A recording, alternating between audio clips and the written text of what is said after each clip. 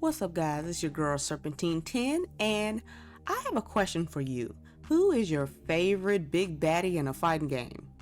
Well, it doesn't matter who you pick because I bet you this for sure, that they have been dead at least once or twice in this franchise.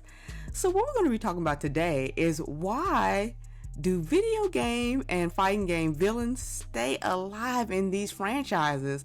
And I do have a couple of understandings why they do. I mean, they're very popular. So if you kind of go down the list in a lot of fighting games, you kind of see the same baddies all the time. You know, you got your Shokans and your Geeses.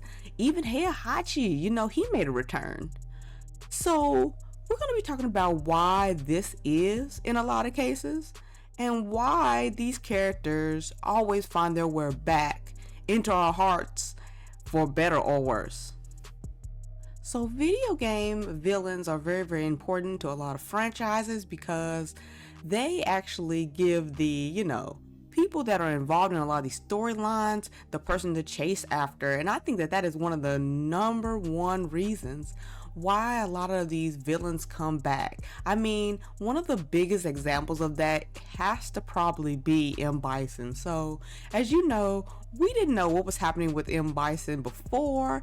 It was very apparent that he died in the last game, but Lord behold, here he is again, looking a little different, and we don't have a lot of information on if this is the real Bison or not, but it's M. Bison. Even if it's a clone or not, it's the same character. Now, I know what a lot of people are going to say, well, he deserves to be on this roster and, things like that, which I'm not against seeing him on this roster. It's just really interesting that, a lot of games have a lot of hard time with trying to get somebody else to be the big baddie, and they actually tried that with this game, with Street Fighter 6.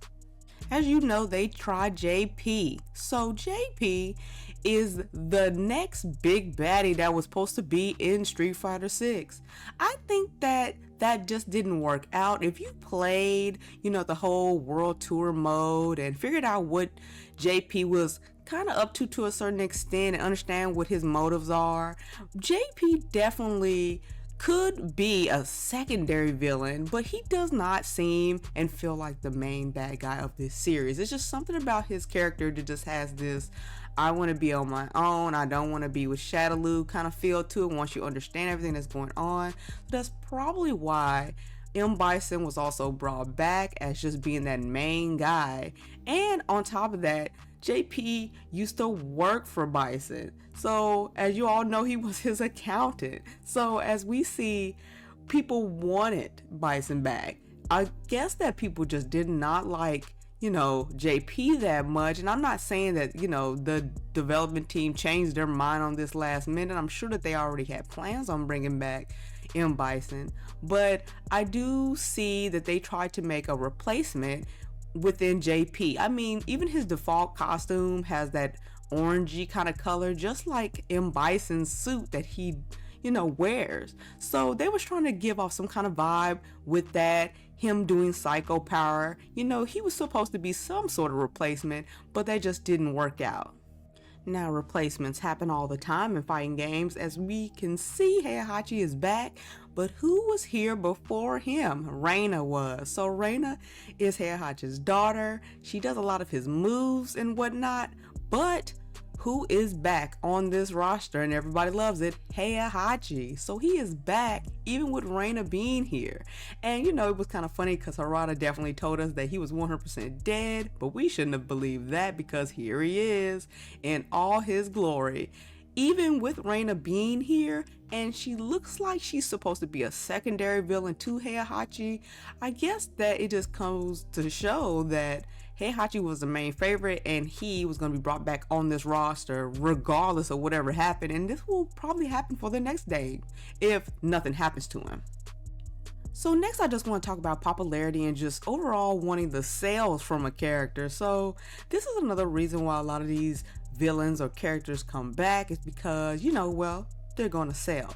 So KOF has their DLCs out and everything, and look who is also back. It's Geese with, Team Southtown. So Geese has died numerous times, but he is back because he is the main bad guy of KOF. And you know what? The good guys, they gotta chase after him. They need somebody to focus on. And even though they had a couple of baddies in the past, they had Verse, and they got that new character that's on her. I can't remember her name. She's a really weird boss, but nothing is better than Geese, because Geese will sell. And that is why he is back. And it's a no-brainer. Business practices with certain characters and why they're brought back has been a thing forever. And that's another reason why a lot of these characters just don't stay dead and they're always back on the next edition of games, because the characters just bring money. I mean, think about it. When you have a character like Geese shows up, people are going to buy him and people are going to want him. So this is why a lot of these villains just don't stay dead.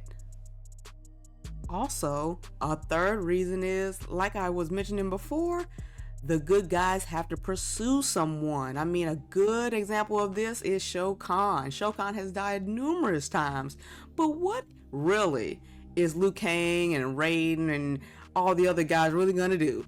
Of course, we've had Chronica, we even got Shang Tsung, but nobody is Shao Kahn, no one.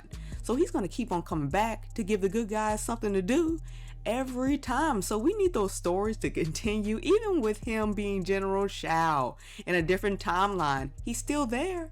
So this is another reason why a lot of these fighting game villains just keep on coming back, because it continues a story on. And the stories in MK might not have been the best, but they keep happening, and we need Shao Kahn on the roster to keep these guys, motivated to stop that bad guy. Now, I'm not saying that having these villains coming back is a bad thing.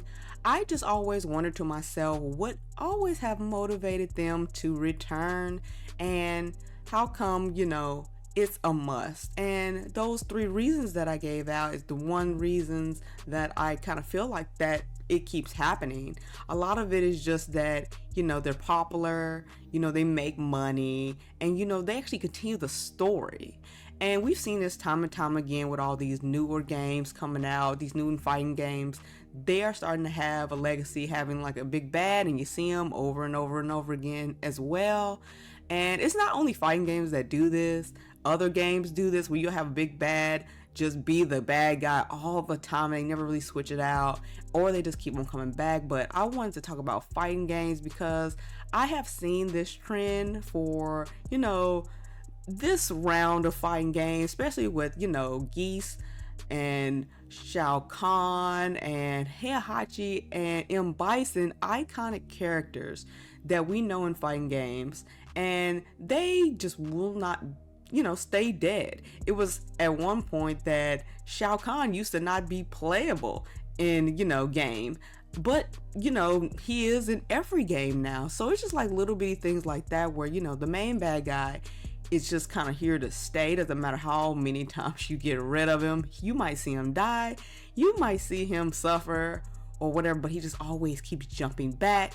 And this is just how the iconic villain is just gonna be. So you guys let me know what you think about this topic, and you know what you have to do. Make sure you guys are following me on my Twitter, and make sure you guys check me out here every week on YouTube. Until next time, guys, peace.